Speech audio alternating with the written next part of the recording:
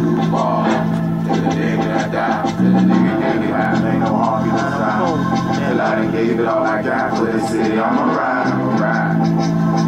Okay, guys, we are back here again at Jazz's 901 King Street. Excuse the Duval and Me podcast, and we're back with our special guest and host, Gene.com, and we are going to flow right into the hottest topic that's on everyone's tongue, a tongue torture here in Duval County regarding 2.0 Jalen Ramsey and him calling out sick. How do y'all feel about that? Or do you feel that he's justified in doing so? Let me know.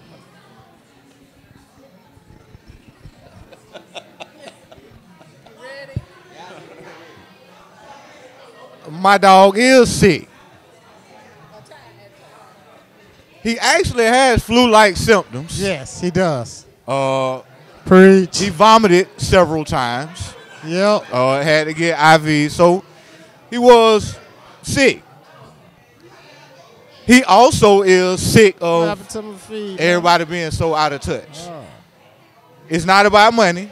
It has come down to, as long as Tom Coughlin is in the building, I don't want to be in the building. That's a grown man. You have to respect that, because up until whatever was said, that man was willing to ride out this contract to the end and then get paid. He always lobbied for him as well as his teammates, but he showed up this year knowing full well he wasn't finna get a check this week. At this point, it's well known. Hey man, I can be the highest paid cornerback in the league. I think now I saw a tweet come out about being the highest paid player in the league. So he took the cornerback DB off of there and saying, I want to be the highest paid player in the league. I don't know if you're gonna get A-Rod money, bro. You can try for it. I feel you, but as long as Coughlin in the building, he's not gonna be there. Now, I say Coughlin go. And the reason that I say Coughlin go, going back to the topic when we spoke last week, Telvin Smith was never a cancer in the locker room that I heard of. He was always a high-energy guy, team captain. Actually. Came out co-captain and with immediately took the right side of the field to a whole different level. And this guy woke up and said, I don't want to play football no more. Leonard Fournette, although that line isn't given the greatest of holes, if you ever kind of like look into his eyes, even after the big pop the other night, I think it was like, what, 67, 69, some of y'all like that. Yeah, but like even when he got up, it was like a, I ran. you know what I'm saying? And I ran. so you got premier players that have checked out, and the supporting cast are supporting these premier players that have checked out, to the point they're making comments like, yeah, we all know what's going on. So if everybody knows what's going on, why we keep talking, oh, we're going to throw money at it. We're going to throw money at it. We're going to throw money at it. Money ain't going to fix the... I don't think it will, bro. Money is not going to fix the issue. Wait, I got a quick question. This is a great callback.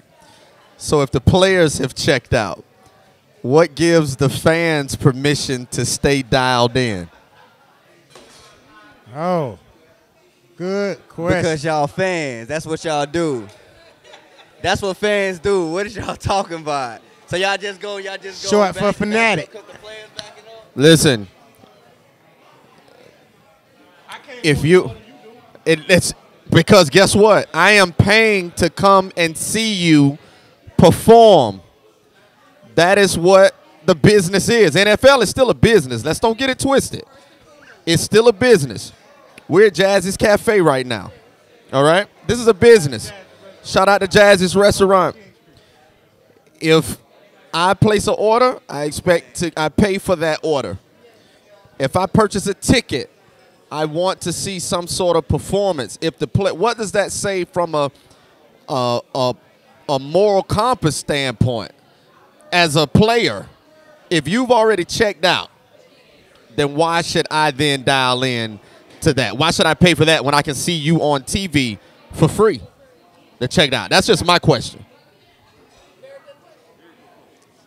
Oh, you don't want it? Not the great. He don't want to talk Not about the that. great. He don't wanna Not talk the about great. that no more. I think what we must remember is that it's kind of like a unwritten contract. You give me your all, we'll give you our all. I don't think either side is holding up their side of the contract right now. So for myself, it's a little hard with the work thing. Maybe one of the reasons why I don't have season tickets, but whenever the game's here, I'm at the house. A lot of times I'll go to the game more so than sit at the house just for the vibe of the game. The atmosphere of watching the actual live game, seeing the guys, yes, enjoying everybody, enjoying the game, especially if we win. But it's hard to tell somebody to spend $120 on a ticket to fatten the pocket of somebody who you don't believe is giving their all and they're making millions. My biggest problem with the whole Jalen and Coughlin thing is, at some point, y'all both grown men. Stop it. I'm almost to the point where I'm just like, get rid of both of them.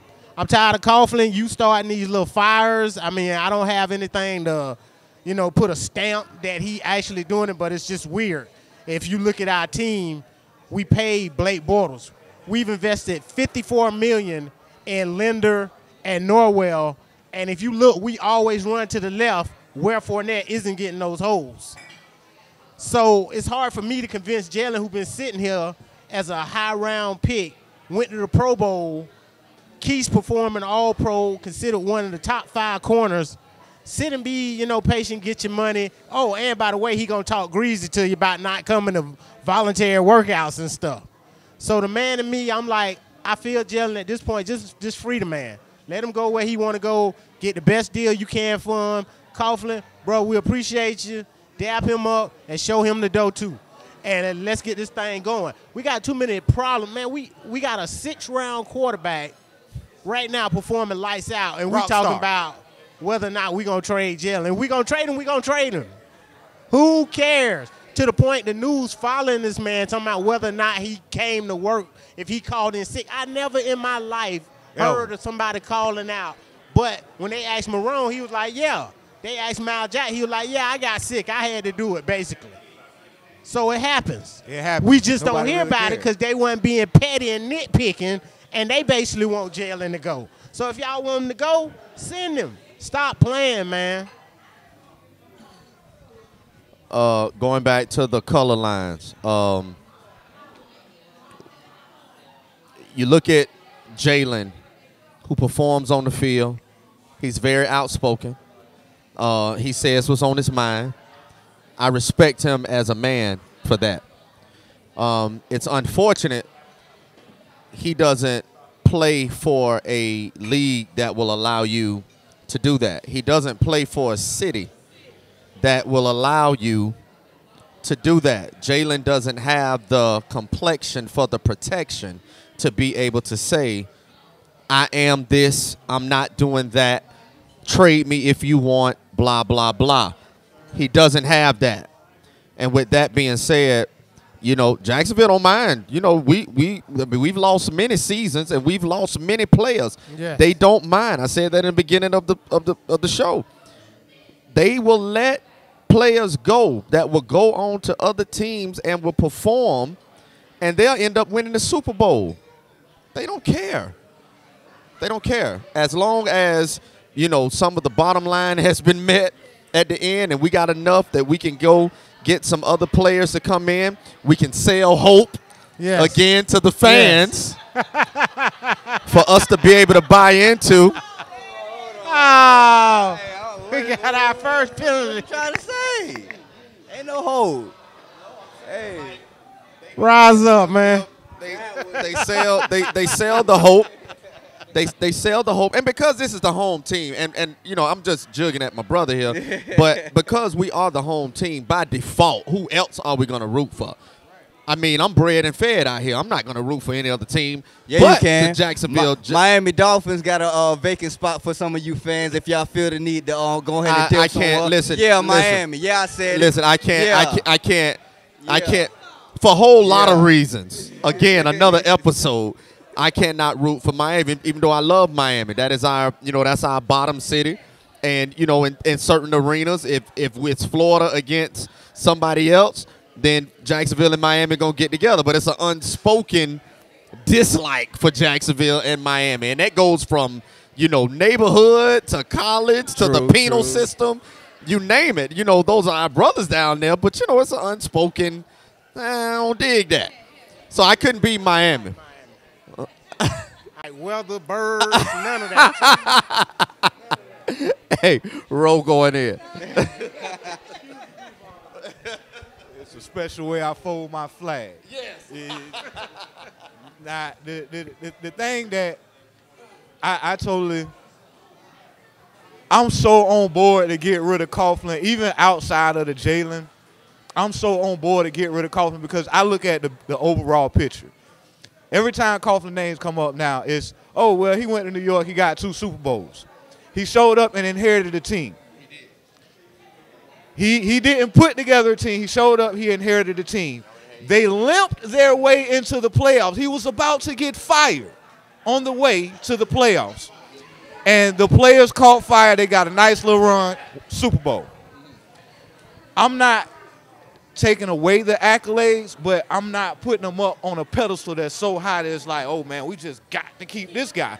Because by the time he left New York, dumpster juice. Yeah, and look at New York now. Right. When he left Jacksonville the first time. Yeah, true enough, we went to an AFC championship in 99. I still owe people bets from 1999. I was heated. It was no way that we was going to lose to the Titans 3 times in one season. No way. But by the time Coughlin left, dumpster juice. And since he was gone, it's been like historically bad. And it's like how we've talked about in the past, it's always something year after year after year after year. And guess what? Those diehard fans that aren't there, still been there year after year after year after year. So if Coughlin is making all of the final personnel decisions, big name free agents don't want to come here. Big name free agents want to get out of here. Rising stars don't want to be here. There isn't anything going on in the city as far as entertainment. And it's like you just right here, you're so out of touch that are you really doing your job, or are you just holding a title and just going off of, I'm Tom Coughlin? I got the J-Fund. Okay. But that's helping you. That's helping you, but that's not benefiting the city. That's not benefiting the culture. That's not benefiting the team. What is the love affair with Tom Coughlin? Why can't we just say, you know what, man?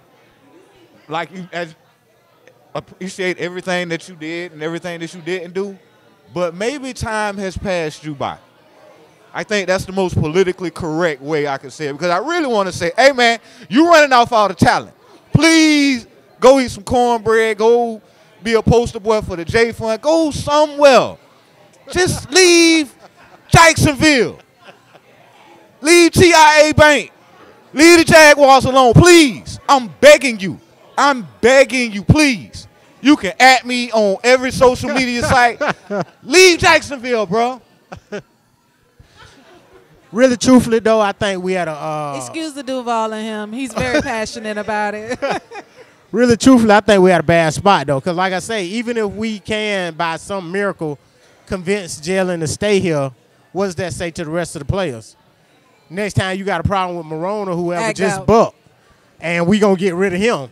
So it's almost to a point now, man, the writing on the wall. Even if we keep Jalen, I think it's just to the end of the year. I don't think it's no way he re-signing, and we already know he want a new deal. So if he play to the end of the year, you got to think he not coming in next year. He holding out. He already go train with his people in Tennessee, his dad, every year. So once season over, he gonna leave and we ain't gonna see him no more. That's pretty much how that's gonna play out. So do we cut Coughlin throat now? Cut Coughlin throat now. And with that scenario of him leaving at the end of the season, out of the respect that I have for Jalen as a man, I respect that, and I'm cool with that, because prior to whatever was said, that was the case. he was gonna finish out. He was gonna finish out the season, and he wanted his money then. So it's like a. Although I can respect it, Here come the champ. Cash is clean. Although I can respect it, I'm where you're at. Of let's something happen. Let's move on. Hey, let's jump on the Minshew mania. You know, let's get past all of that. But even with Jalen leaving at the end of the season, still cut Coughlin throat. And his new boy as well, Caldwell. But that's another story. Hey, I said it, so at me. Don't get them. Ribault will win. I said it. Caldwell and Coughlin. We'll holler at you. Me personally, hey, both of them should go toxic activity, results into toxic everything. Both of them need to go. 2.0, he a crybaby. I'm sorry. He got the talent. I agree with that. A lot of good players have the talent, but they also have the background and the mouth that doesn't fit well with their talent in this Negro football league. So, I mean, if you really want to think about it, both of them should go and just cut ties with everything. Telvin too. I mean, if you're gonna do that, everybody that's giving you toxic activity, everybody should bounce. You know, nobody agree with me? No. You crazy. So what y'all gonna pay him to sit on the bench and fake hurt every year? So you was gonna trade Deion Sanders? No, sir. You was gonna trade Lawrence Taylor? No, sir. Come on, man. You talking about a once in a lifetime talent. You ain't gonna see another cornerback like Jalen Ramsey in the next 10, 20, 25 years. That's not the here. Coughlin has already ran his team into the ground one time before. He done ran his last team in the ground. Yeah. He got lucky and he made it to the playoffs. The team got hot. He got 2 rings. Congratulations. He got the look of the Irish. Hey, all that is. Hey, if the Irish ain't getting lucky all the time, they wouldn't say that. Hey, Look at Notre Dame. Look at Notre Dame. Huh? With touchdown Jesus down there. UGA. Coughlin need to go. Coughlin got to get out of here. Caldwell could go too. Okay. Caldwell could go too. Jalen need to stay. At what cost? Jalen is a building block. What you mean at what cost? At the cost of Coughlin. That's what we paying. That's the price tag. That's the tag. Get him out of here. When it rains, it pours. First of all, because we're going to turn it local, because the Northwest Classic is about to come, October 10th? Is that when it's coming? October 10th, Rains, Ribault. I would love to see it back in the TIA, the old Gator Bowl. I would love to see that. It'll take down, I think, some of the drama that they have outside of the stadium at Rains if they were able to take it back down to TIAA Bank. And on top of the fact that I didn't like when they weren't invited to that Bowl City that they just had Classic. down there. Yeah, the Bowl City Classic. Yeah, you know, it felt like a shun because Rains and Ribault had the shoot. Well, Rains had the shooting that time, and I believe they're getting kind of blackballed and blacklisted, and they're trying to push things away from that school. But that school should be the Harvard of high schools here in Jacksonville with so many people. Hall of Fame. We have one, Yellow Jacket, Dawkins. Mr. Brian Dawkins, you know, class Brian of 91. Dawkins. You know, 92, unfortunately, like with the kids, they couldn't get their jackets and stuff because Fournette had to come in and buy the jackets and different things like that. That school should be like Bowles with so much talent that has come out of that school. And so with that coming up, what are you guys' thoughts on the Northwest Classic? We're going to beat the brakes off Bolt. Those are facts, Monroe.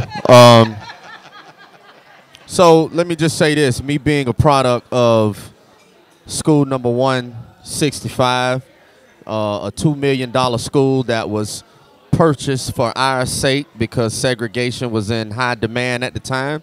And we could not go to Joan Ribault High School in 1965. Whites went to that school. Right. And my Antonio Brown crackers. So, with that being said, I want to address what you said about not being invited to the Bowl City Classic. Reigns actually did get invited, but we had a game. We had a game, so we could not attend. So, Coach Wiley and I, first of all, shout out to Coach Wiley and the whole coaching staff over at Reigns High School. Coach Wiley and I have been going to school together since the second grade. We are friends on and off the field. So that was one of the things that I reached out to him about to get the facts. And actually, no, he did get the invite, but because of the game that they were preparing for, he could not. No, a lot of people didn't know that. I definitely did. And I put that on the school because the school should release that information. I think that should be some sort of an outlet to say, hey, to people who care, who are watching, different systematic operations of football pertaining to high schools, that should be put out there in the atmosphere. So I have to charge the school with that. One of the things that I will say is, regardless of how anybody may look at it, whatever school you attended in Duval County, Reigns is the Harvard of high school. And here's why. Not just because we have put more NFL players to work that graduated from the school, but we have also, on the academic side, we have put many graduates that have gone on to be lawyers, doctors, pharmacists, veterinarians, actors, actresses into the world. I think that, that's a big salute right there. And if you didn't attend Reigns, you still salute anyway. Again, back in 1965, when there was no other place other than you had Butler, you had Old Stanton, but those schools, because of population in the black community, again, segregation was at an all-time high. We couldn't go over there. All right, we were still trying to fight for rights to go in certain areas of town. I might be the minority at the table when I say this, but desegregation actually hurt us as a culture, because as a culture, when we were desegregated, we were able to depend on you for the barter system. We spent money in the black community. Yes. We had that no black other dollar choice. Circulated that block. It kept circulating. The black dollar now stays in our community 3 hours before it goes. Koreans, months. Japanese, months. Mexicans, months. White people, months. Years almost. Because they own it. My case in point is we got to get back fundamentally to that state of mind. Even though we're free to go and spend our money wherever we want, every now and then put into a black establishment. I love the fact that we're over here at Jazzy's. All right, I respect what you all are doing and putting money back into a black business. I appreciate that wholeheartedly. And that's the only way we're going to be able to make it to survive. Reigns has set a standard. Now, over the years, we've gotten bad press. We've had shootings. We've had killings. We've had everything that any other school have had. But, of course, when it happens on the north side of town, it's going to be highlighted for a lot of different reasons. One, property. The property area around that, it goes down when it's a high crime rate. Sir. That makes big moves for gentrification. We're going to buy low. Houses. We're going to buy low. We're going to build high. We're going to sell high. All right. So, an article was released a couple of months back that said Moncrief was the most dangerous street, in the city of Jacksonville. Yeah. Well, me knowing a little bit something about politics and how things are moving around here in the city, I knew that was an OG move from a gentrification standpoint. Yeah, let's drop the property over there, and then y'all come in and y'all change it. You look around, and before you know it, people that they don't look like us that live on Moncrief. All right. The street that they said was the most dangerous street in the world. It's a game. Gary taught you. It's all a game, and we got to keep up with the momentum. Salute to my alma mater. And we'll see you October the 12th, Ribault, at Ribault. Monroe knows it. We dine alone. Stand beside.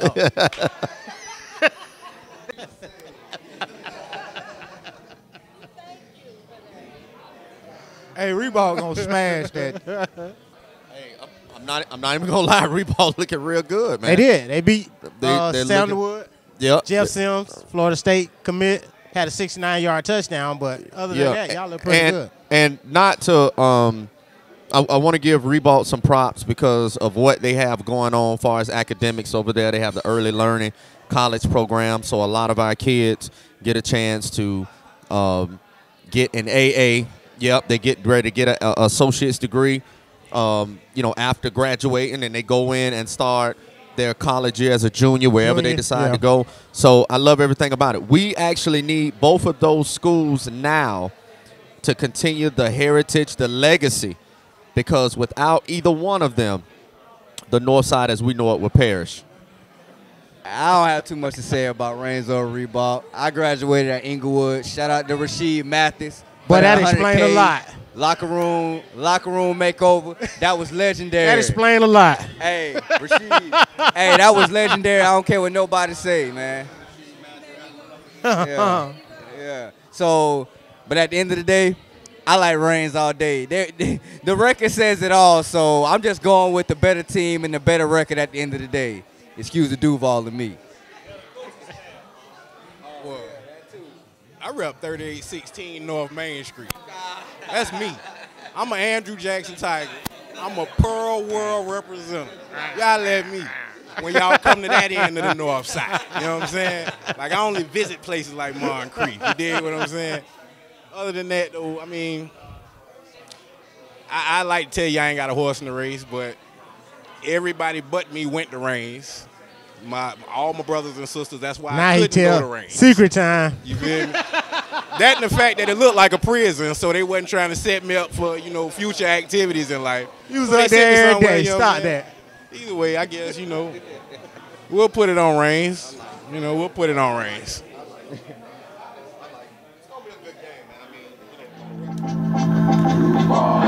Till the day that I die, till the nigga get high, ain't no harm, you know, I done gave it all I got for the city. I'ma ride.